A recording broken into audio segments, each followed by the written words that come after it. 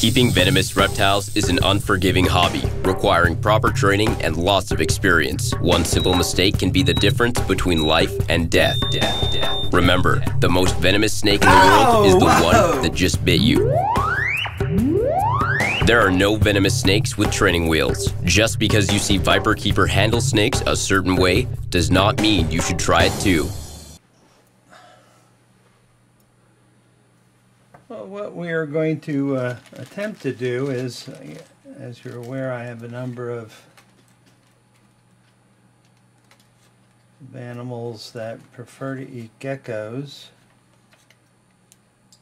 These are still a little bit frosty. I'm going to have to put them back in there and warm them up. But they're thawed enough to do.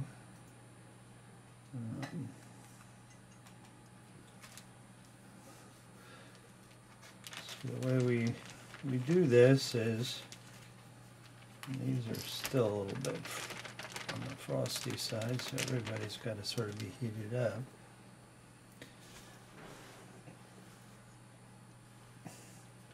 So you have to be a bit careful because gecko tails are a bit friable and easy to damage, but and this particular needle that I'm using is rather robust. I hate to waste good gecko tail because the tails have a lot of fat reserves, so insert the needle through the gecko tail.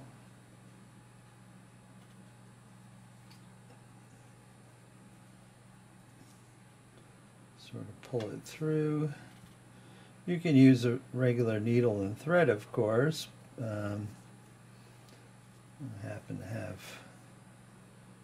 another nice supply of suture material, and then what we'll do is we'll go through the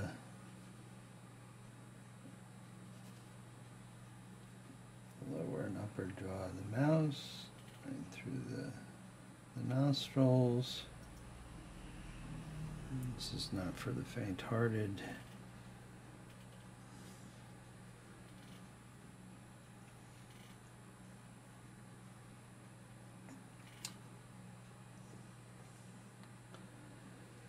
So what I'm going to do is just simply tie them together. In this way, if these guys that have been eating geckos eat the way I would expect them to, now don't over tighten it. Just put a couple of knots, and yes, I could do an instrument tie or some fancy schmancy surgical knots, but in this case I am not.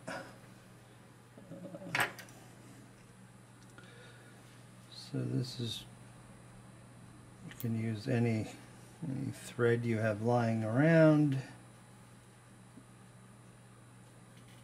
In this case it's gut, cat gut. So now we have a gecko and a mouse strung together. So if the snake eats one, it will sort of have to eat the other, providing it doesn't come apart.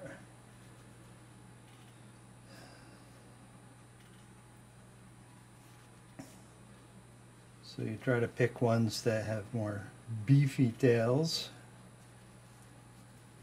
So once again, we're going to try not to stick ourselves or myself.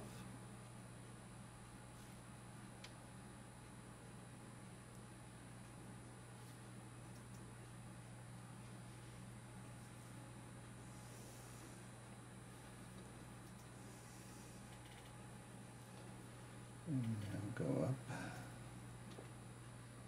just like I did previously.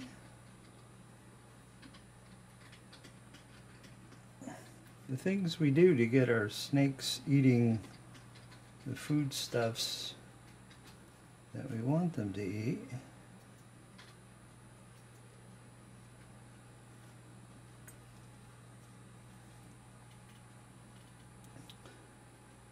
Now this surgical catgut will be dissolved or just passed out in the feces.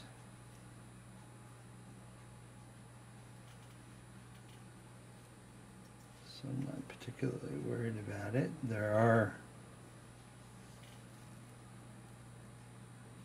polymeric suture material.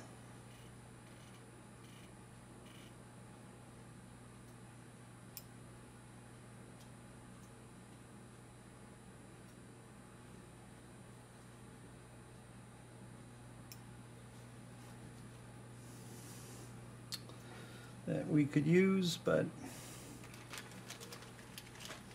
I'm going to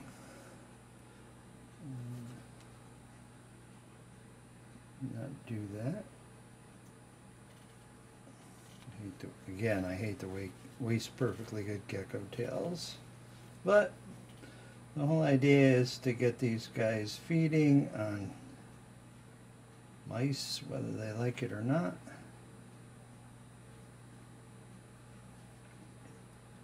And then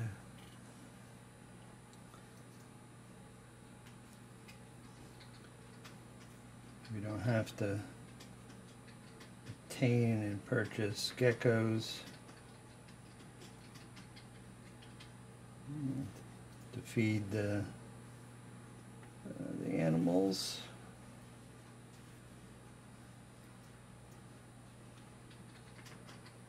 Now you have to wait until your baby snakes get to a reasonable size to do this, because otherwise they can't fit the whole meal down their gullet. So these are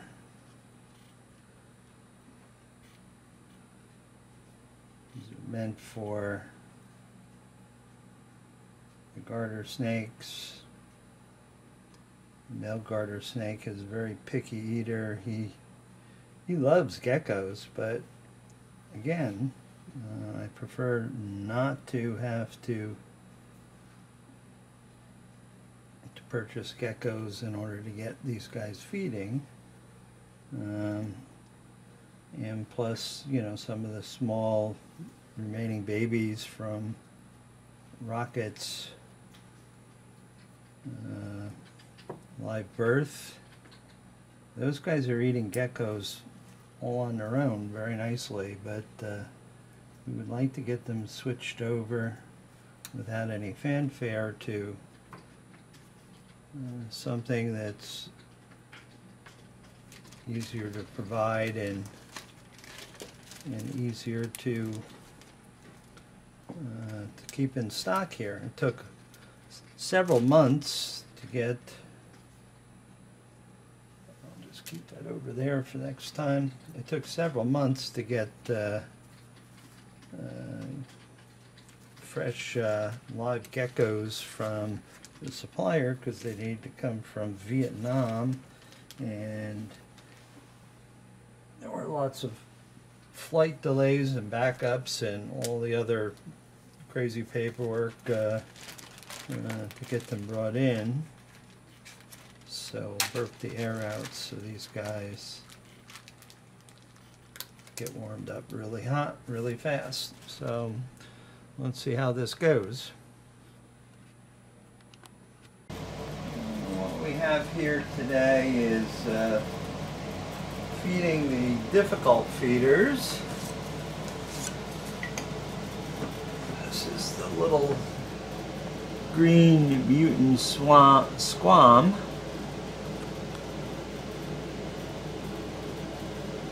That was born on the 21st. It's working on a year old. I mean, it is a really, really small little squirrely little snake. This is from the Green Rockets babies. I have 2 of them left that survived, so I'm not going to disturb it because it does take off like a little rocket. And then the second one, which is much larger and is doing somewhat better in eating gecko kink combos fairly well. But again, it does have a tendency to run.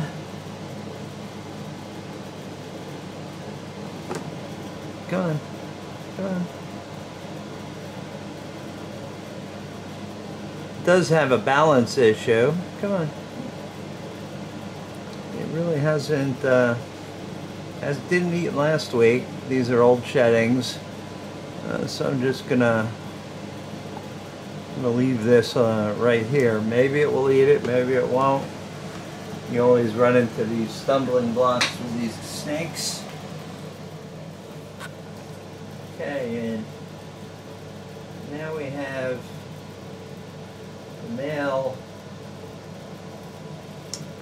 garter snake, who usually eats these quite readily. I'll dance this across and he'll come up like a sandworm out of the ground like in Doom. Doesn't necessarily, there he is. He doesn't necessarily like, here, I want you to take it correctly. There you go. Now you can get the whole thing to go down, including the mouse pink that I sutured on the back end. I'm trying to get him transitioned over to pink mice alone, but so far have been unsuccessful. And again, this is the Angolan garter snake, Elapsoidea semiannulata, one of the several species of so-called African garter snakes. These are true elapids. They're front fixed fang snakes, just like your cobras. Their venom is not really classified as medically significant. However, my friends in Africa that come across and help doctors treat bites by these snakes say that they can really pack a wallop, so we don't take any chances with their potency of their venom. Although when I obtained these, the people at the show were free handling them, which to me is not worth the risk at all. It's just not something you want to you gamble with.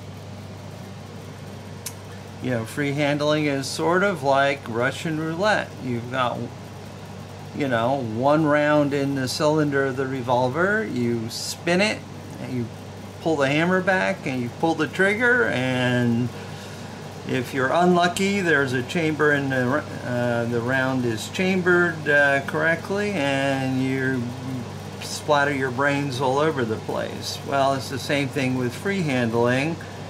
You never know what will set the snake off. You could potentially get bit. You just don't know. You're taking a, well, it's not even a calculated risk.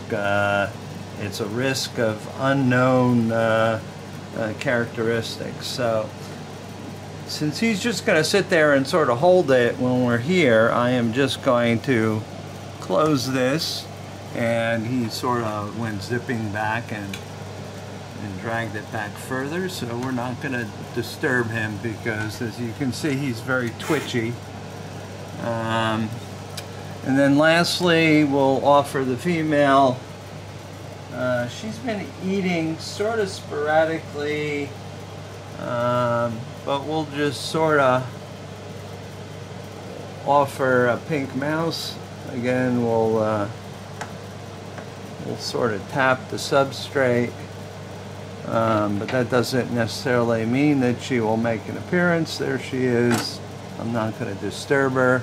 I'll just leave this up here and give her some water a little later, and probably tomorrow morning that will be gone. but we don't really disturb her very much.